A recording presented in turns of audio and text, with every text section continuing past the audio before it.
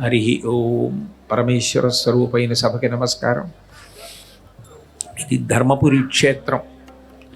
పరమాద్భుతమైనటువంటి క్షేత్రాలలో ఈ క్షేత్రం ఒకటి.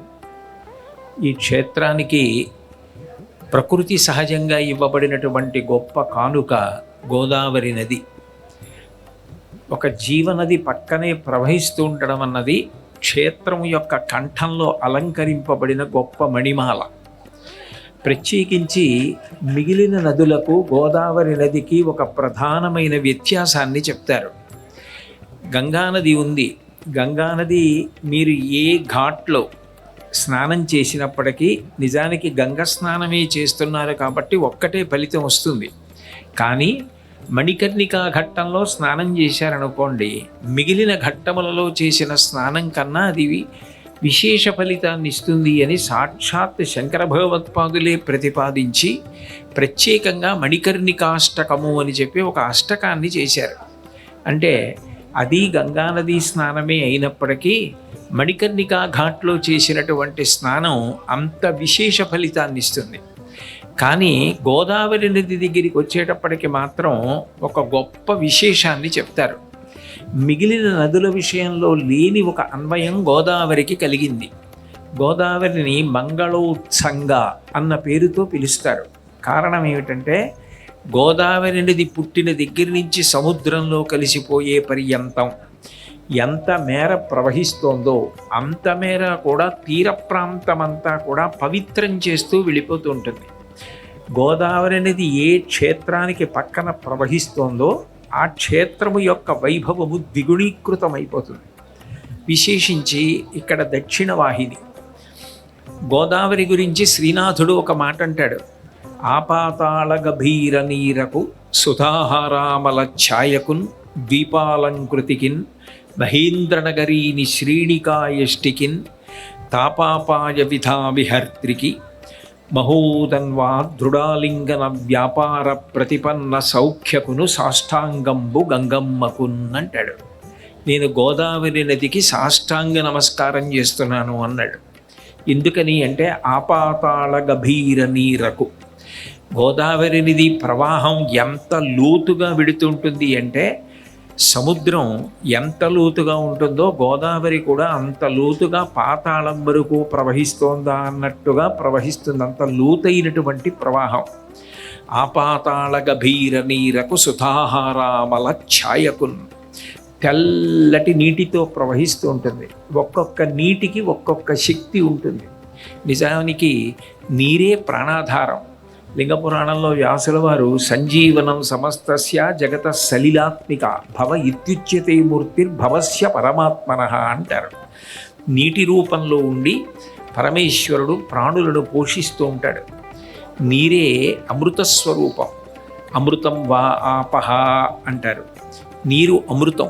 అందుకే స్పృహ తప్పిపోయినప్పుడు పంచభూతాల్లో పృథివి కానీ అగ్ని కానీ వాయువు కానీ ఆకాశం కానీ ఇది కాదు, నీరు తీసుకొచ్చి ముఖం మీద చిలకరించినంత మాత్రం చేత పోయిన స్పృహ మళ్ళీ వస్తుంది. అంత గొప్పది నీరు.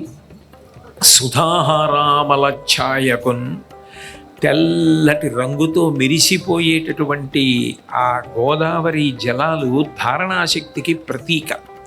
అందుకే పూర్వకాలంలో వేదం బాగా చదువుకున్న వాళ్ళు, మంచి పాండిత్యం ఉన్నటువంటి వాళ్ళు, ధారణాశక్తి ఉన్నటువంటి వాళ్ళని చూసి వీడు గోదావరి నీళ్లు తాగాడా ఏమి అని అడుగుతూ ఉండేవారు.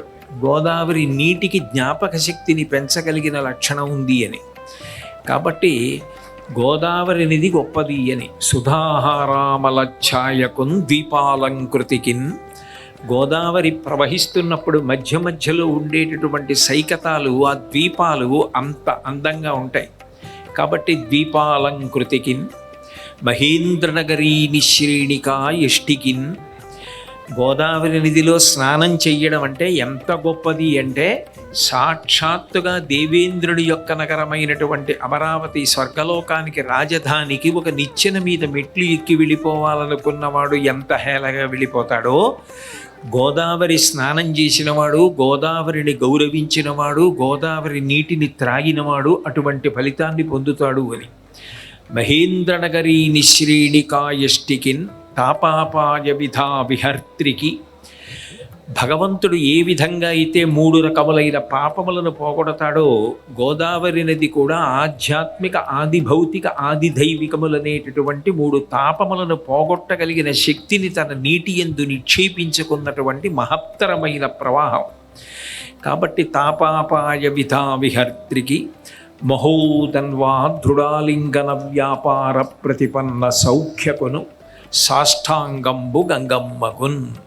ఎక్కడో పుట్టినటువంటి గోదావరి సముద్రంలో కలిసిపోవడానికి వెళ్ళిపోతుంటే గోదావరి సముద్రంలో కలవడానికి వస్తోంది అన్నప్పుడు చాలా దూరంలో గోదావరి ఉండగానే సముద్రుడు గోదావరి నాలో కలిసిపోవడానికి వస్తోందని ఎంతో సంతోషంతో 2 చేతులు ఆమడ దూరం జాపుతాట. నిజంగానే మీరు సాగర సంగమం యానాం దగ్గర చూస్తే ఆ సముద్రంలో ఉన్నటువంటి ఉప్పు నీరు యానం వరకు వచ్చేస్తుంది. అంత దూరం చేతులు చాపి కౌగిలించుకుంటాట. గోదావరి అంటే సముద్రుడికి అంత ప్రీతి అని. గంగానది పేరు తలుచుకున్న వాడికి గంగమ్మ ఎట్లాగైతే పాపములను పోగొడుతుందో గోదావరి కూడా ప్రతిరోజు ఒక్కసారి తలుచుకొని ఆ పేరు పలికినంత మాత్రం చేత పాప పరిహారం చేసి మంచి అనుగ్రహాన్ని ఇవ్వగలదు అని. అందుకే గోదావరి గోదావరి గోదావరి ఎనుచు పలుకు గుణవంతులకున్ గోదావరి తల్లి సంపాదింతు కదమ్మ భవ్య శుభంబుల్ అంటారు.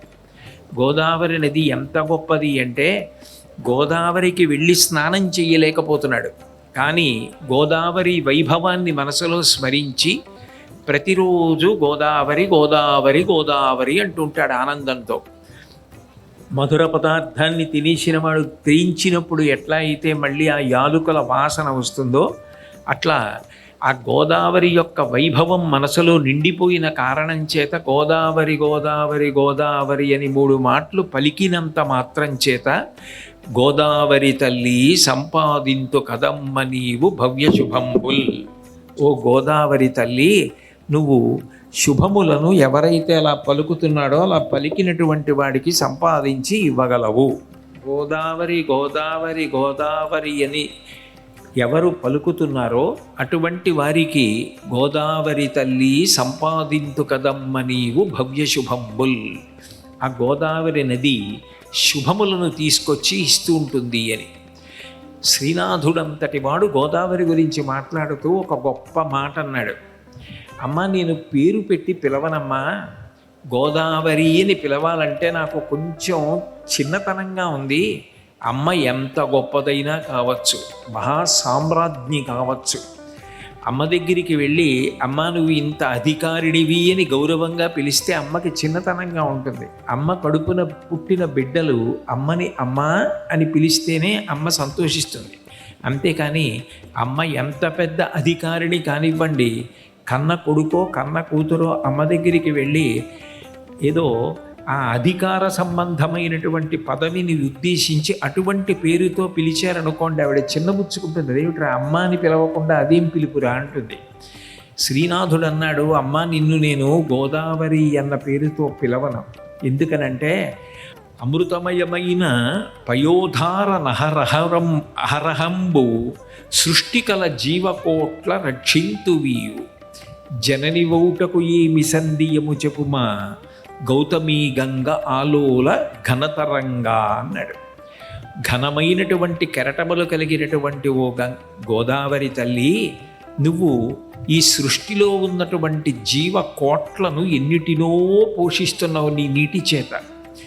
ఇంతమందిని పోషించేటటువంటి తల్లివి నిన్ను అమ్మా అని పిలుస్తాను తప్ప నేను గోదావరి అని పిలవడానికి ఇచ్చగించను. కాబట్టి అమ్మా అనే పిలుస్తాను. జనని వౌటకు ఏమి సంధియము చెప్పుమా, నిన్ను అమ్మా అని పిలిస్తే నీకు అభ్యంతరం ఎందుకు ఉండాలి? పేరు పెట్టి పిలవనమ్మా. గౌతమి గంగ ఆలోల ఘనతరంగా, ఓ గోదావరి తల్లి, నువ్వు ఘనమైనటువంటి తరంగములు కదులుతుండగా ప్రవహించి వెడుతూ లోకములను కాపాడుతావంటాడు. అట్లా ఎన్ని పద్యాలు చేశాడో అంటే గోదావరి అంత గొప్పది. గోదావరి నదికి అధిష్టాన దేవత ఉంది. ఆ దేవత అనేక మందికి పలికింది, ప్రత్యక్షమైంది, మాట్లాడింది. అనుగ్రహించింది. గోదావరి ఒడ్డునే భద్రాచల క్షేత్రం ఉంది. భద్రాచల క్షేత్రంలో ఒక మహానుభావుడు నిరతాన్నదాత, ఎప్పుడూ అందరికీ అన్నం పెడుతుండేవారు ఆయన. ఒకప్పుడు శ్రీరామ నవమి నాడు ఆయన అన్నదానం చేసేటటువంటి సమయంలో నెయ్యి తక్కువైంది.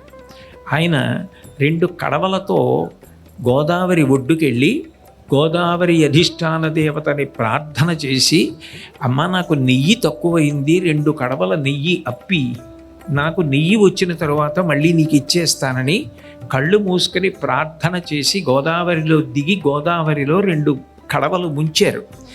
ముంచితే ఆ కడవలలోకి వెళ్ళినటువంటి నీరు నెయ్యిగా మారింది. ఇవన్నీ నేను ఒకవేళ అబద్ధాలు చెప్పాను అని అనుకుంటే మీరు భద్రాచలం క్షేత్రానికి వెళ్ళినప్పుడు అంబసత్రంకి వెళ్ళండి. ఆయన చేసిన అన్నదానానికి ప్రీతి చెందిన రామలక్ష్మణులు ఒకప్పుడు వంటవాళ్ళు రాకపోతే వాళ్ళే వచ్చి వంటలు చేశారు. వంటలు చేసి ఎవరు చూడకూడదు, మేము చేసిన వంట పూర్తయిపోయిన తర్వాత చెప్తామని గుప్తంగా గదిలో కూర్చొని వంటలు పూర్తయిపోయిన తర్వాత బయటికి వచ్చి వంట పూర్తయిపోయింది, మేము గోదావరి స్నానం చేసి వచ్చి భోజనం చేస్తానులేండి అని వెళ్ళిపోయి ఇక రావడం మానేశారు. అయ్యో, ₹1 సొమ్ము పుచ్చుకోలేదు, భోజనం చేయలేదు. ఆయన నొచ్చుకుని చూస్తే ఆయన వంట చేసినటువంటి ఆ పెద్ద పెద్ద గుండిగల మీద శ్రీరామ లక్ష్మణ అని పేర్లు రాసి ఉన్నాయి. అప్పుడు అర్థమైంది వచ్చి వంట చేసిన వాళ్ళు రామలక్ష్మణులని. ఇప్పటికీ మీరు అంబసత్రంకి వెడితే ఆ రామ లక్ష్మణ అని పేరు వ్రాసినటువంటి గుండిగలు మీకు కనపడతాయి. అంటే గోదావరి నదికి ఒక అధిష్టాన దేవత ఉందని, ఆ అధిష్టాన దేవత అనుగ్రహిస్తుందని, గోదావరి నది ప్రవాహం ఒక క్షేత్రానికి పక్కన వెళ్ళడం అంత గొప్ప విశేషమని, అది కేవలం కాకతాళీయం కాదని, చాలా చాలా గొప్ప క్షేత్రం అయితే ఆ క్షేత్రాన్ని ఒరుసుకుంటూ వెళ్ళడంలో నదికి కూడా ఎంతో సంతోషం సంతృప్తి ఉంటాయి. ఎందుకనంటే తెల్లవారితే ఆ నదీ జలాలే తీసుకొచ్చి క్షేత్రంలో ఉన్నటువంటి స్వామికి అభిషేకం జరుగుతుంది. నా నీటి చేత స్వామి తడుస్తాడు, ఇంకా ఇంతకన్నా నా జీవితానికి ఏం కావాలి అని పరవశించిపోతుంది. ఎందుకనంటే నిజానికి ఇదే నారాయణమూర్తి ఒకప్పుడు హిరణ్యాక్షుణ్ణి సంహరించడానికి ఆదివరాహమూర్తిగా వచ్చాడు. వచ్చి సముద్రంలోకి దిగాడు వేదాలు వెతికి తీసుకురావడానికి. యద్రోమరంధ్ర పరిపూర్తి విధావదక్షౌ వారాహ జన్మని బభూవ రవీ సముద్రాహ తం నామనాథమరవిందయ దళం యశోద పాణిద్వయాంతరజలై స్నపయాం బభూవ అంటారు కృష్ణకర్ణామృతంలో లీలాశకుడు. ఆయన ఆ వేదాల్ని వెతికి తీసుకురావడం కోసమని చెప్పి ఆదివరాహమూర్తి సముద్రంలోకి దిగితే సముద్ర జలములు ఆయన రోమకూపాల్లోకి సరిపోలేదు. ఆయన పైకి లేచి విదిలిస్తే శరీరాన్ని ఆయన తల జూలుమించి వెంట్రుకల మించి రోమకూపాల్లోంచి బయటకు వచ్చినటువంటి నీటి బిందువులలో తడవడానికి బ్రహ్మాదులు తలలు వంచి నమస్కరించారు. ఒకప్పుడు సముద్రంలో దిగితే సరిపోని నీళ్లు ఆయన చిన్ని కృష్ణుడుగా వచ్చినప్పుడు యశోదాదులు స్నానం చేయిస్తే కాళ్ళ మీద బోర్లా పడుకోబెట్టుకుని దోషిని నీళ్లు తీస్తే సరిపోయేంత చిన్న పిల్లవాడిగా కృష్ణ పరమాత్మగా వచ్చాడు లీలామానుష విగ్రహుడు. అటువంటి స్వామికి నిరంతరం తన నీటి చేత అభిషేకం జరగడం, తన నీటి చేత పాద్యం అర్ఘ్యం ఆచమనీయం స్నానం ఇటువంటి ఉపచారాలు జరగడం, ఆ నది ఎంతో కోరుకుంటే ఎంతో సంతోషాన్ని పొందితే, నేను ఈ క్షేత్రం పక్క నుంచి వెళ్ళాలని కోరుకుంటే అప్పుడు ప్రవహించి వస్తుంది. అటువంటి గోదావరి ఈ ధర్మపురి క్షేత్రాన్ని ఒరుసుకుంటూ విడుతోంది అంటే ఇలా తలెత్తి చూసేటప్పటికే నేను ఉన్నటువంటి విడిదిలో మేడమించి చూడగానే నాకు గోదావరి కనపడగానే 2 చేతులు ఎత్తి నమస్కారం చేశాను. అంత గొప్ప నదీ ప్రవాహం విడుతోంది అంటే ఈ క్షేత్రం ఎంత వైభవమైనటువంటి క్షేత్రమో చెప్పడానికి ఆ ప్రవాహమే పెద్ద నిదర్శనం.